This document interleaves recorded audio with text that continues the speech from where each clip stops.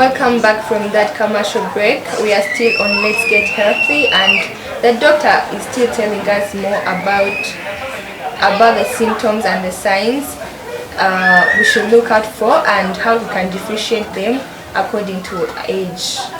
So doctor, welcome back. You're still telling me about how we can differentiate the signs and the symptoms, maybe from a child to an adult.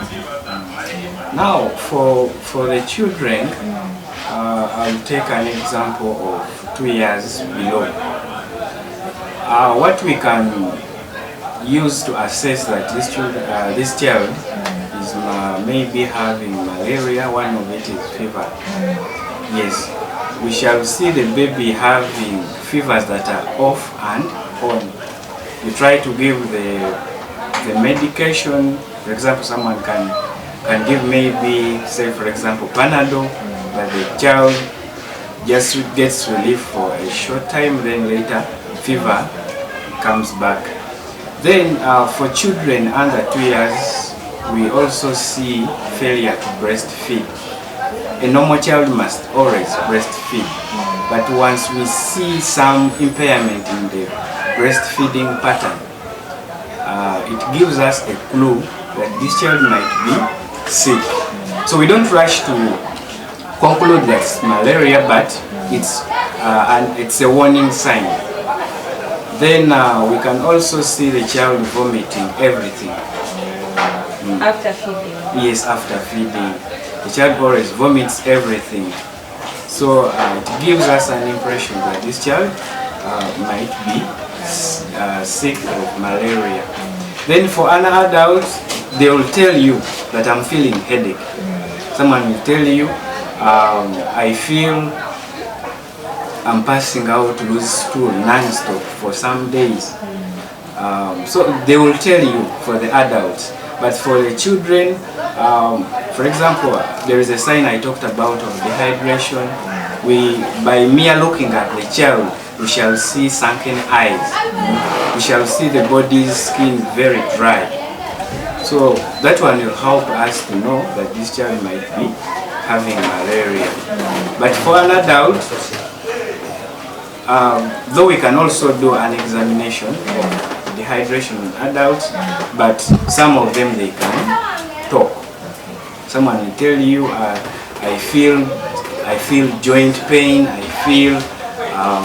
feel general body weakness. You get it, which is not the case for the children. So for the children, it's between us, the health workers, and the mother. The mother can see that there are some unusual behaviors within the child, and we as the health workers, we can do examination. Then we also do what we call investigations. We take the blood tests and so on. Yes. So, doctor, there are times when you have a headache for a day and then it goes. How long should one experience these symptoms for them to be like, oh, I think I need to see a doctor, this is getting serious? Because sometimes you get a symptom maybe because you can have diarrhea because you've eaten something bad. It doesn't mean it should indicate malaria, right? So for how long should I be experiencing these symptoms for me to be like, oh, I need to see a doctor? Well, like these signs we have talked about, they can cut across different kinds of illnesses. There are illnesses that share the same symptoms and signs. So what we do always recommend people, once you see that persistent headache, persistent fevers, persistent diarrhea, because diarrhea can happen because of stress. You get something, you get anxiety and you develop diarrhea there. Then stress can cause headache and other several things. But once it's persistent, you should see a doctor. Yes, that's when we recommend someone to do the test. Actually, another thing I wanted to ask you, I didn't ask you when we were talking about children. Why is it that malaria tends to affect most of the children under the age of 5? Well, malaria, actually these children below the age of 5, they are very vulnerable to the extent that their immunity is not well versed. You get it? It's just still developing. Compared to an adult whose immunity is sensitized and has gone different kinds of therapies. For example, when you get malaria and you get treated, your body develops some immunity or some defense against it, which is not the case for this child who is just exposed to the new world. You get it? Yeah, for the first time. Yes, so it's all about the immunity is not well sensitized, and these children, it also involves the care, the parental care from the children. How are these children taken care of when they are at home? Are they sleeping under mosquito net? Do you know, for them they don't get bothered. For you, the mature person, you can get bothered and say, I'll get sick. Then you sleep under a mosquito net. Yes, but for the children, which is not the case, there must be an extra support. Yes. So I'm having a headache, I come to you. What kind of test do you recommend? Well, we do have 2 tests that we normally do. For malaria, we have what we call the rapid malaria test, abbreviated as MRDT. So that's the common one. Then we have what we call blood smear. That one is done under microscope. But for the MRDT, we use the strip. But the recommended one that will even help us to see the severity of malaria is the blood smear, the BS. So though we have signs that can show that this is severe malaria, but we can also classify the severity of malaria through the tests. And that test is the BS in the blood smear, the one we do under the microscope. Yes. So which one do you like, okay, when you are deciding to do a test, does it, like, what do you consider before choosing the test you give to a patient? Because there are 2, right? Yes. So now, for the MRD, like I told you, for it just test the antigen. Then for the BS, it will really show the severity. Sometimes we opt for the BS once the MRD has failed. Someone can tell you all the signs, and indeed you see that someone might be having malaria. So what we do, we switch to the BS to confirm, because for it never fails us. But for the MRD it can fail us. Yes. So doctor, thank you so much for that. Take us through the treatment, the prevention of malaria. Okay. So for the treatment, it also varies based on the severity. So the first line treatment for malaria, we normally give what we call artemether lumefantrine, commonly known as Cotam. Yes. So this one is given only after us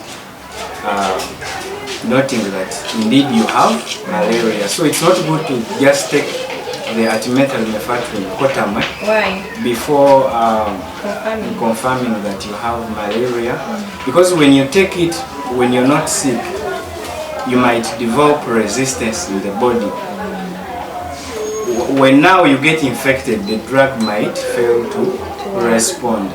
Yes. So that's why you first test, then you get treated. So that one goes for the mild. But when it is very severe, based on our clinical presentation and the investigation in the lab, we normally use what we call artesunate, and these go through injections. Yes. So we can either give it intravenous through the cannula, or we give it IM through the muscle. Yes. So then to add on, we also have other treatment regimens that are used, that are recommended.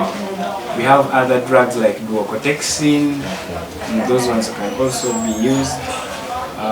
We have other treatments like artemether, it's an injectable. We have quinine, but it's as time goes on, as research has gone on, it's phasing out. So we are now switching to Tensionate for severe malaria. Yes. Okay, so doctor, as we are wrapping up, tell the people how to prevent, getting malaria and the repercussions they might face if they don't get treated. Okay, for the prevention, I will start with pregnant mothers. Pregnant mothers are always given what we call IPT, that's intermittent preventive treatment. They normally give them tabs known as Fansida. So this Fansida helps pregnant women not to get infected with malaria. So later we shall look at the complications of malaria and pregnancy as we conclude. So it is given 3 times throughout their time of pregnancy. So this helps them because since they are pregnant, their immunity is also a bit suppressed. So that's why we give them the Fansida. Then we can also now prevent malaria in 3 phases. The first phase is complying to treatment.